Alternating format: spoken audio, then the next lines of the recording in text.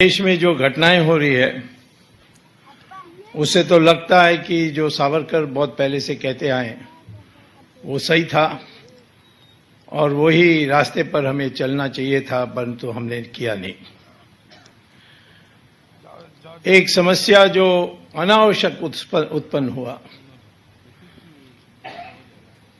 उस समस्या के कारण आज धीरे धीरे बढ़ते जा रही है समस्या हमारे देश की, और वो है कि 1947 में जब Indian independence act British parliament के सामने लाई गई और इसके लाने की आवश्यकता ये थी कि इंडिया तो एक ज्योग्राफी में एक पहचान की जगह थी, बट पाकिस्तान कुछ नई बात थी और इसीलिए उसके लिए एक कानून बनने की आवश्यकता थी। ये अंग्रेजों ने सोचा, तो इंडियन इंडिपेंडेंस एक्ट में ये फैसला हुआ कि पाकिस्तान बनेगी और वो हिंदुस्तान की बंटवारा से बनेगी। उस समय बहस में ये सवाल आया कि ये क्यों, तो वहां के जो सरकार के प्रतिनिधि हैं उन्होंने भाषण में स्पष्ट कहा कि हम चाहते हैं कि एक मुसलमान शासित देश बने और एक हिंदू शासित देश बने। इसी पर अंबेडकर ने कहा था कि हमारे देश में जो मुसलमान है वो पाकिस्तान जानी चाहिए, वहां जो हिंदू है वो उनको यहां आना चाहिए। लेकिन कांग्रेस पार्टी के नेताओं ने यह तय किया कि जो मुसलमान हिंदुस्तान से जाने नहीं चाहते उनको रहने के लिए अधिकार है। और बाद में महात्मा गांधी ने भी कहा कि ये जो बंटवारा हुई है उसको अब मैं प्रयास करूंगा कि ये विफल हो जाएं और हम दोबारा एक हो जाएं, और फरवरी में मैं जाकर पाकिस्तान में बैठ जाऊंगा और वहां बातचीत करके दोनों को दोबारा एक करने के लिए प्रयास करूंगा। परंतु उसके पहले ही जनवरी 30 तारीख को उनकी निधन हो गई, उनकी हत्या हो गई और इसीलिए वो कर नहीं सके। तो सवाल आज यही उठ रहा है इसके संदर्भ में। आज जो CAA के बारे देख रहे हैं, NRC और भी NPR, ये सारे जो विषय उठाई जा रही हैं उसको विवाद बनाया जा रहा है। उसका कारण एक ही है कि इस देश में हम जो पार्टीशन माने उसकी जो सही परिणाम थी कि जो शेष हिंदुस्तान थी उसको कम से कम हम एक हिंदुत्व के आधार पर बनाते तो आज ये समस्या होती नहीं। क्योंकि इस्लाम में भी बिल्कुल साफ लिखा है कि जहां मुसलमान मेजॉरिटी में हैं और सत्ता में बैठे हैं वहां किसी को बख्शो मत, बाकी सब काफिर हैं। चंद को छोड़ दें नीच काम करने के लिए और बाकी जो है उनको कह दें सीधा कि धर्म परिवर्तन करके मुसलमान बन जाओ, वरना तुम काफिर होते हुए तुम्हारे अंत कर देंगे। ये तो साफ लिखा है और उसको दारुल इस्लाम कहते हैं। आप जानते हैं कि सऊदी अरेबिया में आज एक भी मंदिर नहीं है, सत्यनारायण पूजा घर में नहीं कर सकते, दिवाली नहीं मना सकते। और जब मैं सऊदी अरेबियन नेताओं से पूछता हूं ये क्यों, तो कहते हैं यही इस्लाम है, ये हमारी धर्म है, उसके अनुसार हम चल रहे हैं। और कोई भी हिंदुस्तान से जो वहां तो लगभग 20 लाख लोग काम नौकरी कर रहे हैं, उनके लिए इन्हीं घर के अंदर भी वो मना नहीं सकते सत्यनारायण पूजा, तो किस हालत में रहते हैं। एक को तो 7 साल जेल जाना पड़ा क्योंकि उसने रामचंद्र जी का फोटो पॉकेट में रखा और वो पता लग गया था। तो इसी प्रकार से 51 मुसलमान मेजॉरिटी देश हैं, उसमें सब में इसी प्रकार से चल रही है। अभी थोड़ा UAE में स्वामीनारायण मंदिर को बनाने के लिए उनको परमिशन दिया, परंतु उसमें भी अनेक अंकुश लगे हुए हैं। तो दारुल इस्लाम माने मुसलमान सत्ता में, और मुसलमान सत्ता में तो किसी और को बख्शना नहीं है वहां के देश के नागरिक के रूप में। फिर मोहम्मद ने यह भी कहा कि दारुल हरब है, जहां मुसलमान मेजॉरिटी में नहीं, सत्ता में नहीं, वहां क्या करना चाहिए।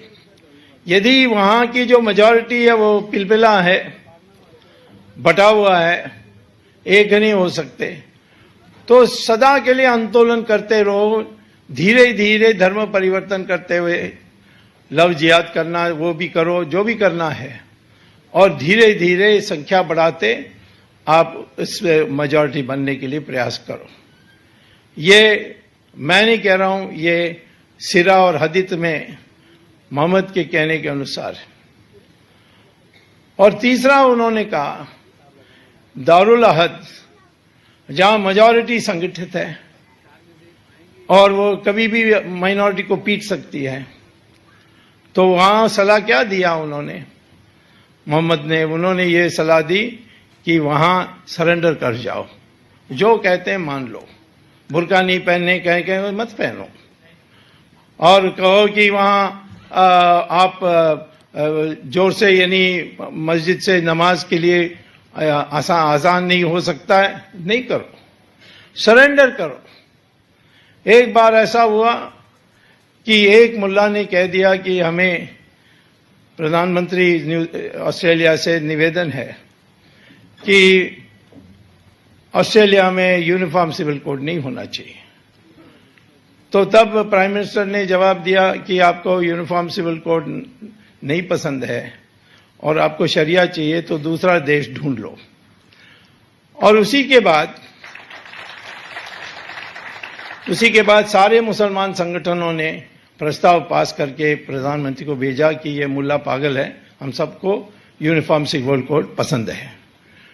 तो इस्लाम के सिद्धांत के अनुसार ही हमारे देश में इस प्रकार की हमारी एकता होनी चाहिए। हमारे देश की जो पहचान है वो तो वास्तव में हिंदुत्व पर आधारित है। यूनेस्को ने भी अभी 46 जो संस्कृतियां हैं उनकी उन्होंने विवरण दिए, उसमें 45 गायब हो गए। इटली यानी रोम चले गई, ग्रीस चले गई, इजिप्ट चले गई। उन्होंने कहा कि एक ही है जो संस्कृति अटूट है, वो है हिंदुस्तान की हिंदू संस्कृति।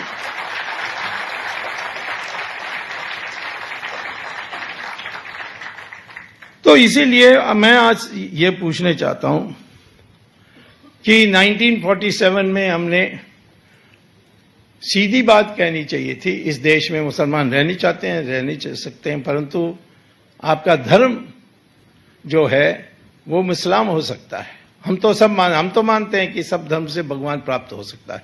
कोई और धर्म में ये नहीं लिया, कोई और उपासना पद्धति में ये बात नहीं है कि हर उपासना पद्धति से आप भगवान प्राप्त कर सकते हो।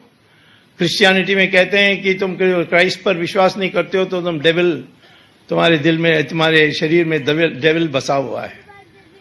इस्लाम में कहते हैं तुम काफिर हो और तुम्हारी हत्या अंत करनी होगी। सिर्फ हिंदू धर्म में, हिंदू की उपासना पद्धति विभिन्न जो है उसमें ही है कि सारे धर्मों से भगवान प्राप्त हो सकता है। हाँ, ये हम नहीं कहते हैं कि सब धर्मों से उसी स्पीड से प्राप्त हो सकता है। हम समझते हैं सबसे ज्यादा हिंदू से ही हम जल्दी पहुंच सकते हैं। लेकिन ये होते हुए हमें उस समय स्पष्ट कर देना चाहिए कि हमारी अपनी विभिन्नता हो सकती है उपासना पद्धति में, परंतु संस्कृति में कोई फर्क नहीं होगा। और यही है मैं देखता हूं कि बाकी कारण नहीं है तो मुसलमान भी ये मान लेता है। इंडोनेशिया में मैंने देखा है, उनका एयरलाइन का नाम है गरुड़ा, यहां एयर इंडिया, और वहां अनेक संस्कृत नाम जगह जगह में।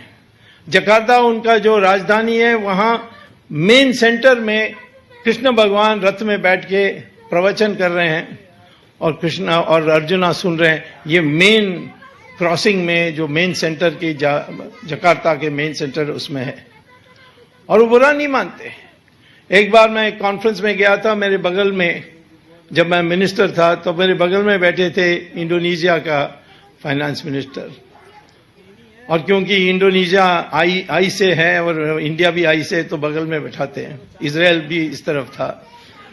तो मैंने इस इंडोनेशिया के मंत्री से पूछा कि मैंने सुना कि आपके देश में आपने एक नया नोट, करेंसी की नोट निकाली है 20,000 रुपया की, उसको रुपया कहते हैं, और उसमें आपने गणेश का चित्र रखा है। तो आप तो मुस्लिम देश हो, अब ये गणेश का चित्र क्यों रखा है? तो उन्होंने कहा कि हम 1997 से हमारी करेंसी की वैल्यू घटते जा रही थी बहुत तेजी से, और हमने बहुत प्रयास किया, कुछ नहीं रोक सका, किसी ने विघ्न नहीं पैदा कर सके उस पर।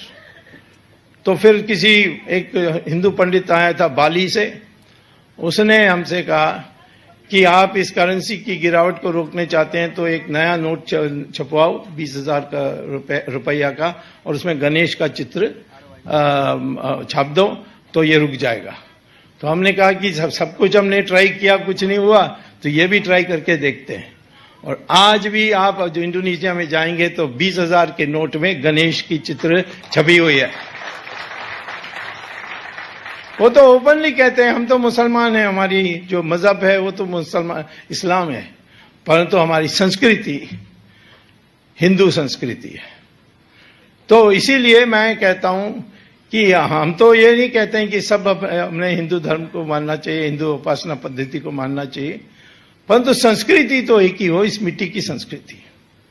और आखिर में ये मुसलमान कुछ भी कहें, हमारे देश में उनका पूर्वज कौन है, उसका एक ही रास्ता है टेस्ट करने के लिए, वो है डीएनए टेस्ट।